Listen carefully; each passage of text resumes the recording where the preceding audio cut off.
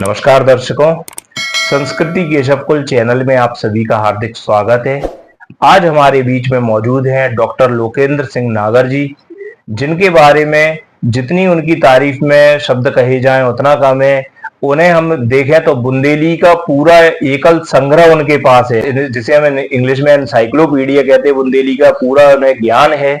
ऐसे हमारे बीच में डॉक्टर लोकेंद्र सिंह नागर जी हैं। डॉक्टर साहब नमस्कार। प्रणाम करता हूँ। से जानना चाहते हैं कि सबसे पहले हम आते हैं कि आपका जन्म स्थान क्या दतिया ही है? जी, मेरा यहाँ ममाना है जी दतिया में, जी ग्राम दधौरा में। जी तो वो भी जन्म स्थान ही मानिए। जी वैसे मैं समथर का रहने वाला हूँ। जी। जी और शिक्षा दीक्षा आपकी सब दतिया में हुई? जी, मैंने शिक्षा हाई स्कूल तक समथर में महाराजा वीर सिंह स्कूल में की। GIC झांसी में इंटर किया और फिर ये कॉलेज से ग्रेजुएशन किया। जी। और उसके बाद आप कार्यरत रहे, सरकारी विभाग में रहे? तो जी जानना जी चाहते जी हैं। जी, मैं यहाँ 18 जनवरी 1963 को पुलिस लाइन दतिया में सिपाही भर्ती हुआ। जी सिपाही से फिर मैं ट्रेनिंग में गया, वहाँ सब में टॉप किया मैंने। जी इंडोर आउटडोर मैं रेसलिंग चैंपियन रहा कॉलेज टाइम में। इंडोर और आउटडोर गेम का भी चैंपियन रहा। बटालियन में सार्जेंट मेजर रहा। PEC का मैं बटालियन सार्जेंट मेजर रहा कॉलेज में, इसलिए मेरी फिजिक्स बहुत अच्छी थी। जी मैं ट्रेनिंग में गया, फर्स्ट आया सब में, तो मुझे डायरेक्ट IG ने बुलाया और प्लेटून कमांडर बना दिया SF में। जी। तो सन 64 से मैं SF में प्लेटून कमांडर रहा। हाँ। क्योंकि थोड़ा स्वभाव मेरा खराब रहा, ये कहिए क्या स्पष्ट वक्ता रहा, या कहिए खराब बात का विरोध किया, तो वैसे विभाग में भी मुझे तमाम संघर्ष करना पड़ा। जी SV से भी और कमांडेंट से भी। जी तो मेरा प्रमोशन 16 साल बाद हुआ कंपनी कमांडर, जी। और 16 साल बाद हुआ DSP। अच्छा। मगर सौभाग्य ये है कि जो किसी के साथ नहीं हुआ वो मेरे साथ हुआ। जी 5 ACR पर बनता है प्रमोशन, जी। मेरी 1 ACR पर इंस्पेक्टर बना मैं। अरे एक वाह, पर।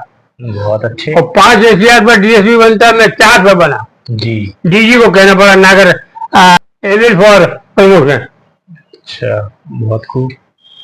और DG साहब ने एक मित्र मिल गया, क्या किया नागर को हो गया। अच्छा।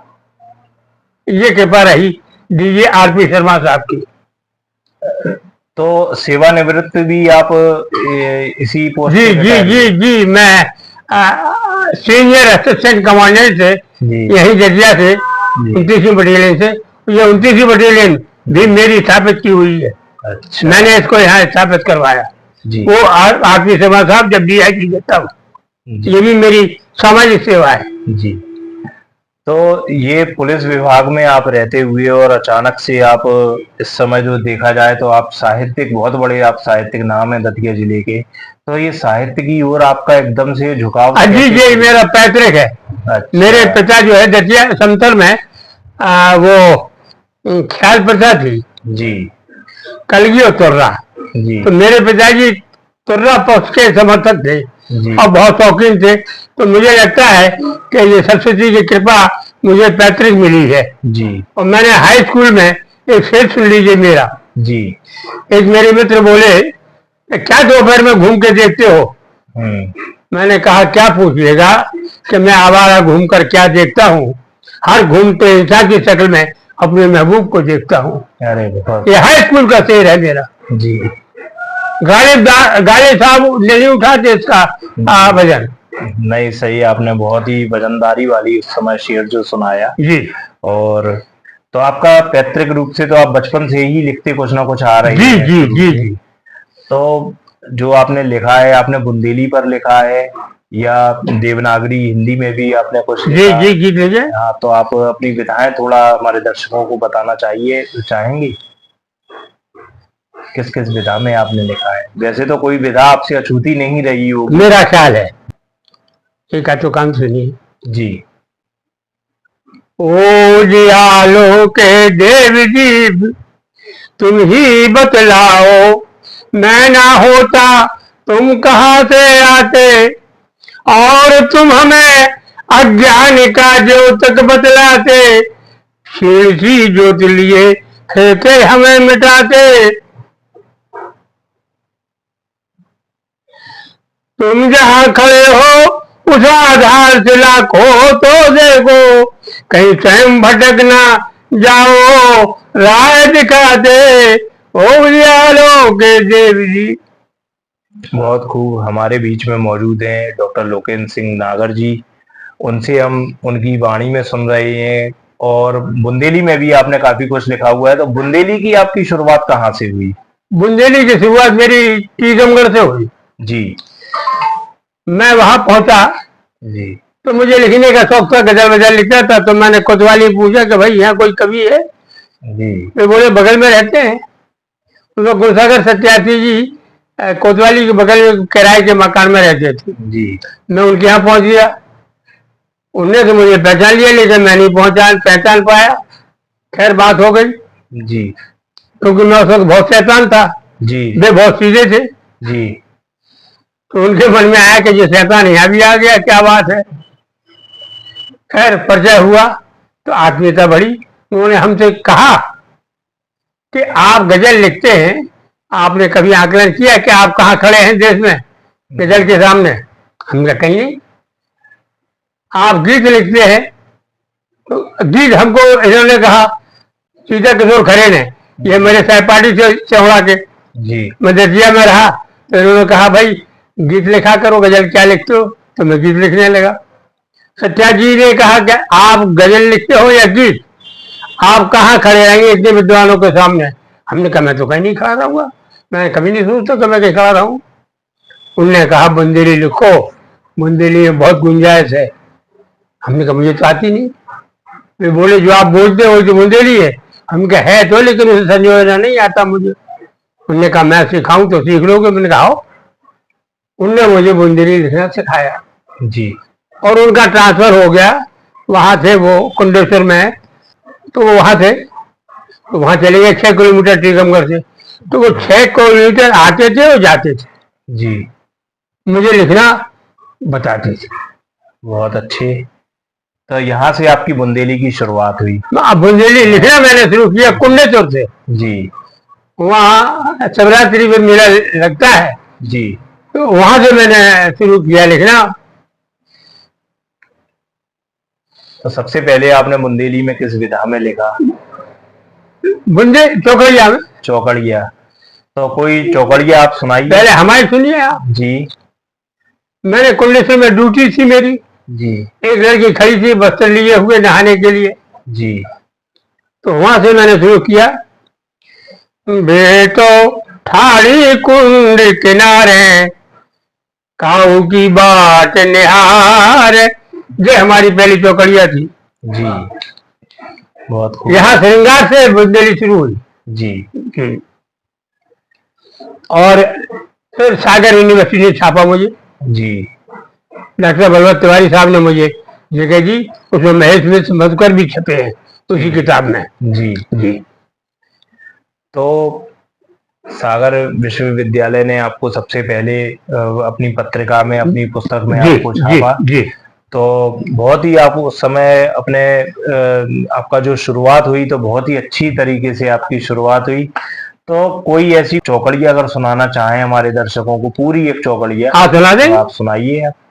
चौकड़िया क्या, पहले घटना सुनिए। हाँ, घटना भी बीच बीच में सुनते हाँ चलेंगे। ये भी घटना हाँ, सुनिए। जी सागर यूनिवर्सिटी में ड्यूटी कर रहा था मैं। जी एक अखबार पढ़ा, इंदिरा जी के यहाँ हमारे खान साहब लोगों ने एक धरना दिया।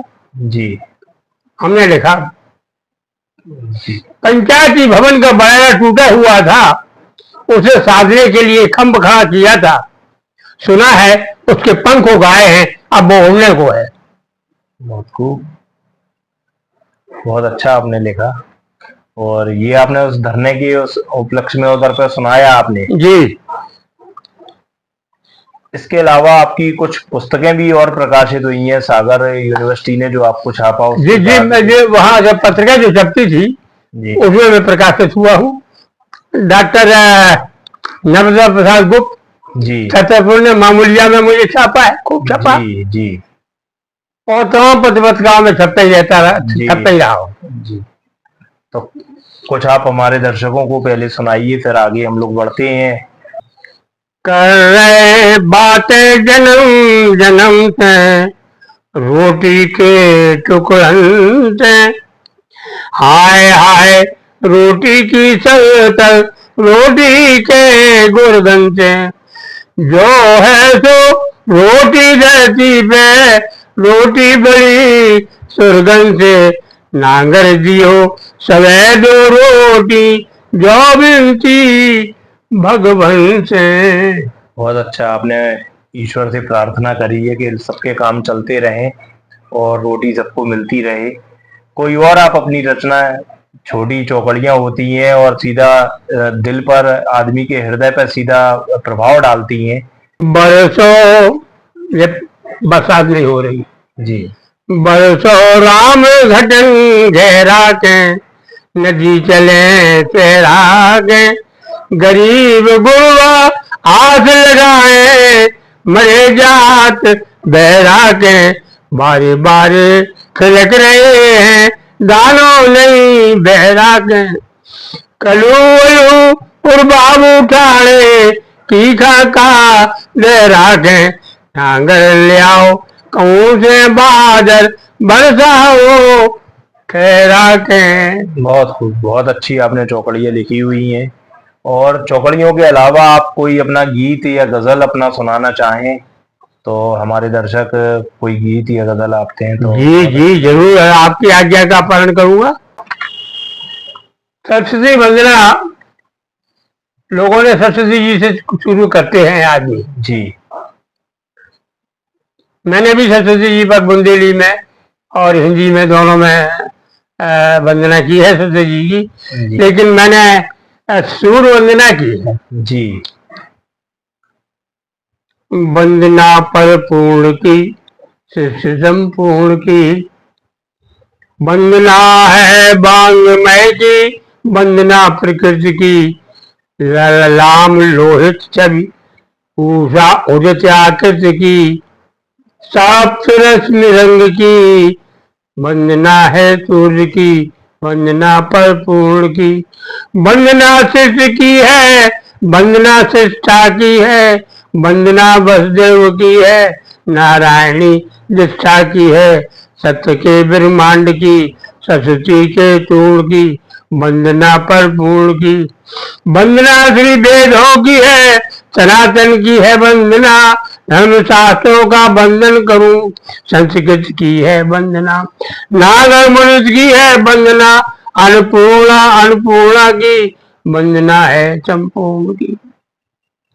आपकी जो ये कविताएं हैं और ये चौकड़ियां हैं, बुंदेलखंड के एक लोक कवि हुए हैं ईसुरी, जी जी प्रख्यात लोक कवि हुए हैं। और ईसुरी की फागें और ईसुरी की जो चौकड़ियां हैं, जी पूरे बुंदेलखंड में अगर कभी भी बुंदेली विधा का नाम आता है तो ईसुरी के बिना वो पूर्ण होता ही जी नहीं है। जी जी तो ईसुरी का आपकी चौकड़ियों पे और आपकी जो आपने लिखा है उस पर काफी प्रभाव देखने को मिलता है। जी जी तो ईसुरी से आप कितने प्रभावित हैं, क्या आप उनके बारे में कुछ दृष्टांत देंगे? तीसरी के बारे में तो मैं यूँ इतना प्रभावित हूँ जी कि बुंदेली का एक ऐसा सशक्त स्टार्टर है तीसरी, या उन्नायक है या जीर्णोद्धारक है, उन्होंने बुंदेली को का जीर्णोद्धार किया है। उसके पहले भी शायद बुंदेली एक समय में थी, मगर बहुत संक्षिप्त रूप में थी। जी गंगाधर भी बुंदेली के कवि थे छतरपुर में। जी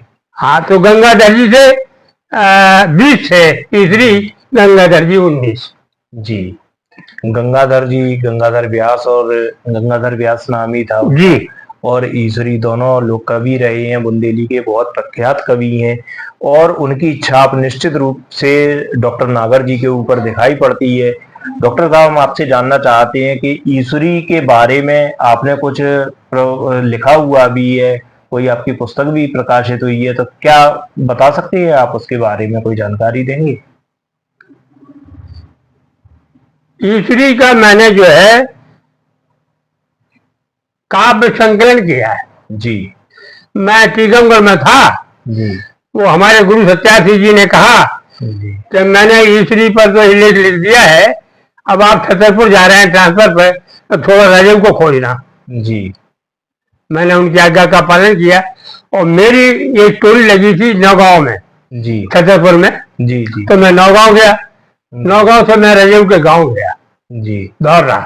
जी वहां मैंने देखा, पढ़ा, सुना। इसके बाद मैं उसी खोज में लग गया। तो मुझे लगा कि कोई एक छोटा सा लेख लिखने का कोई मतलब नहीं है, जी यहाँ तो ईश्वरी बहुत है, रजब बहुत है। जी तो मैं कलेक्शन करने में लग गया जी ईश्वरी को, चौकड़ियाँ। जी और मुझे पूरी ईश्वरी के उसमें ईश्वरी का एक तरफा प्रेम था रजब से, रजब का कोई प्रेम संबंधी कोई हमको गीत या चौकड़ियाँ नहीं मिली कभी। जी और मैंने सैकड़ों चौकड़ियाँ लिखी जो कि बुंदेली साहित्य परिषद ने, डॉक्टर कपिल तिवारी साहब ने भोपाल में छापा, हम उनके ऋणी हैं। आपकी चौकड़ियाँ छपी हुई हैं, ईश्वरी का जो आपने साहित्य का कलेक्शन किया, जी निश्चित रूप से ये बुंदेलखंड के आगे बुंदेली भाषा के विकास में अपना बहुत योगदान देने वाली है। और आपकी जो कृति है उसका नाम ईश्वरी का फाक साहित्य। ईश्वरी, पहले ईश्वरी छपा, जी इसके बाद बड़ी किताब जो है ईश्वरी का फाक साहित्य, जी वो छपा, 2 किताबें छपी। अच्छा, 2 किताबें छपी हैं आपकी ईश्वरी। ये मध्य प्रदेश आदिवासी लोक कला साहित्य परिषद ने छापा, दोनों किताबें। अच्छा, कुछ दिनों से या कुछ समय से देखा जाए 2-3 दशक पहले तक बुंदेली आम बोलचाल की भाषा में प्रभावी रही है। बुंदेलखंड के लगभग 6 करोड़ लोग बुंदेली बोलते हैं, लेकिन धीमे धीमे समय के साथ साथ देहात क्षेत्र में, मुख्य रूप से देहात क्षेत्र में बुंदेली का ह्रास हो रहा है। तो ये चिंता का विषय है, इसके बारे में आपका क्या कहना है? जैसे ये बहुत चिंता का विषय है और इसकी लड़ाई भी हम लड़ रहे हैं।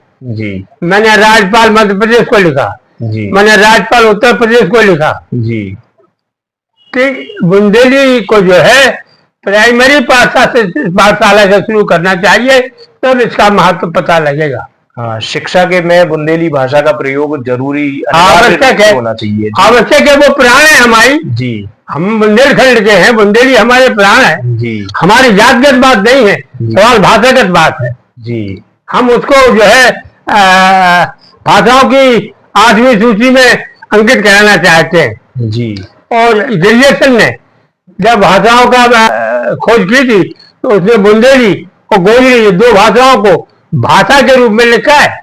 जी लेकिन हमारे यहाँ के लोग पता नहीं क्यों इस तरह की सरकारें उपेक्षा कर रही हैं, राजनीति की वजह से या जातिगत।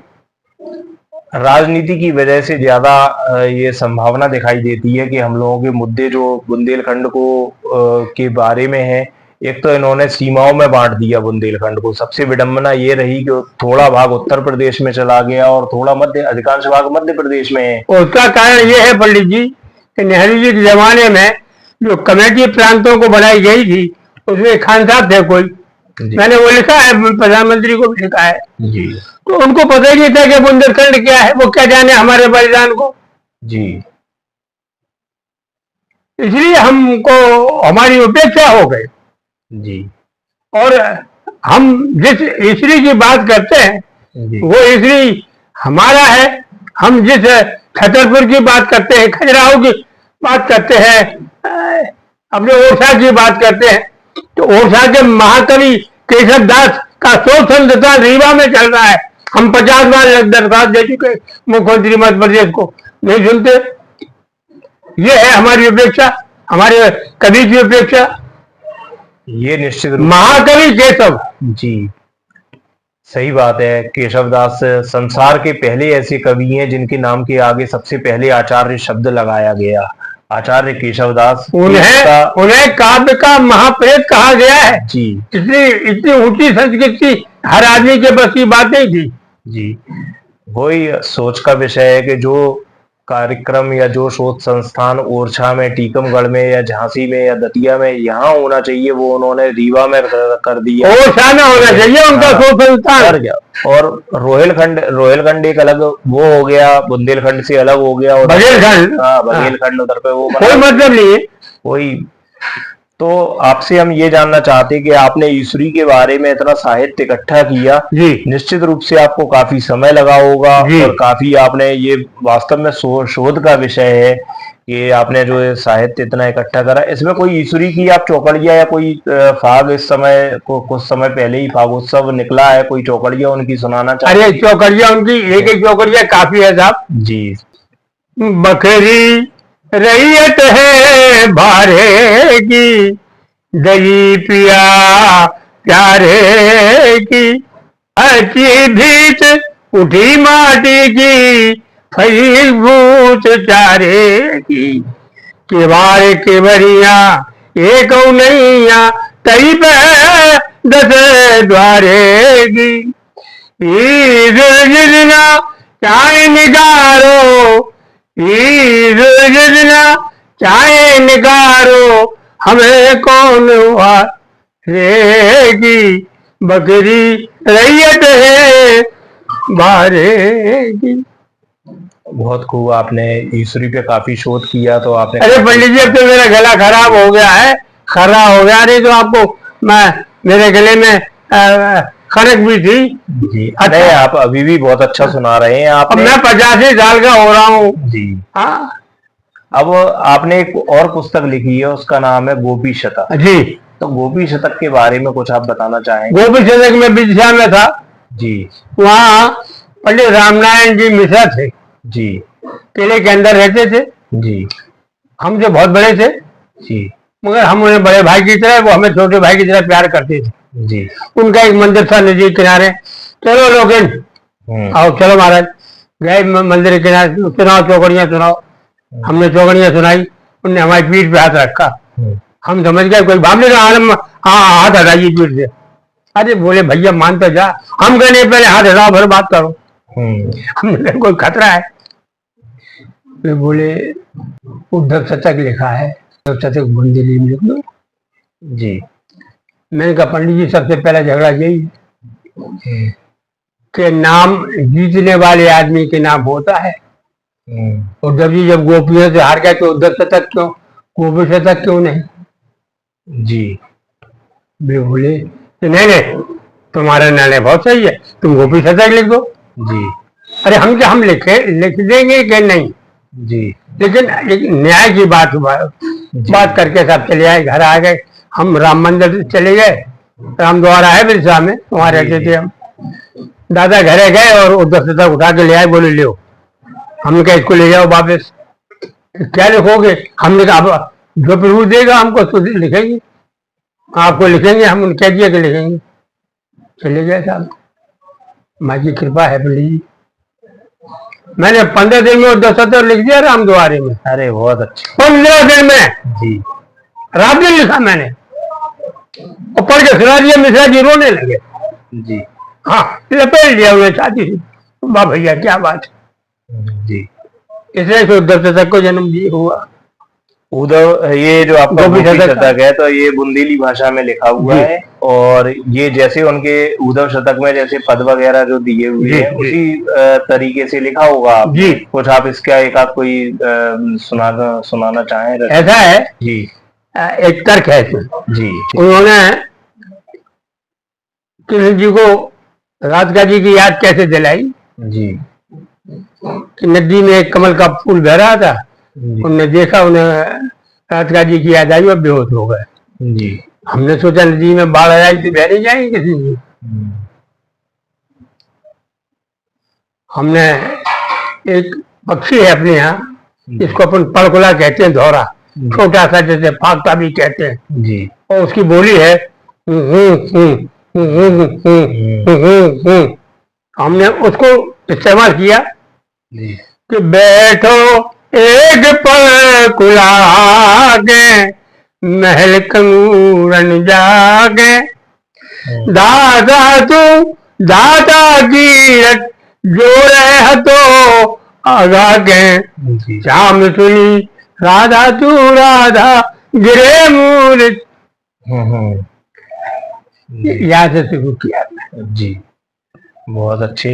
इसके अलावा भी आप तमाम मंचों पर जाते रहे हैं, पूरे देश के कई संस्थानों के द्वारा आप सम्मानित हो चुके हैं। कुछ अपने सम्मान के बारे में बताइए। अरे काय को सम्मान जाने कर दो तो ठीक है साहब, हमें याद नहीं है। जैसे गोपी सदर देव मध्य प्रदेश शासन ने के साहित्य विभाग ने मुझे सम्मानित किया है, 31,000 रुपए दिए जी, और सम्मान पत्र दिए लगे हुए हैं। तो ये हमारे सब यहाँ के स्थानीय तमाम कवियों के उसमें तमाम सम्मान है। मेरा ख्याल है 35-40 सम्मान है। ये तो आपका बड़प्पन है कि अपने सम्मानों के बारे में भी कह रहे हैं कि क्या सम्मान। अरे ठीक है, जो दे दो वो काफी है। कोई और रचना आप सुनाना चाहेंगे? गीत लिखूं क्या मीत तुम्हारे, आकर तुम हो, कहाँ ढूंढने जाऊं नित नित, घर और बाहर तुम हो।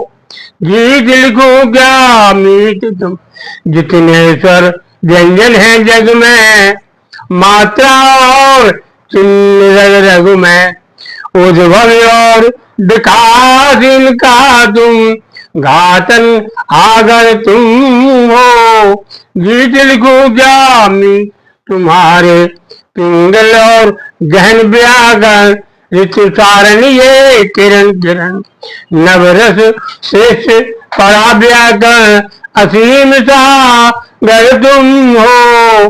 गीत लिखूं क्या तन योग माया के संबल, ब्रह्मासन का किला कमल, रचना रजन मजल सृष्टि की, जगत प्रभाकर तुम हो।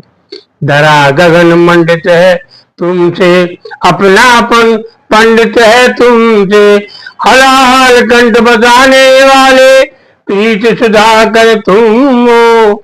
वेद शास्त्र जन श्रुतियां तुमसे, कल्पना और अनुभूतियां तुमसे, कवि कला संगीत तुम्ही हो, नटवर नागर तुम हो।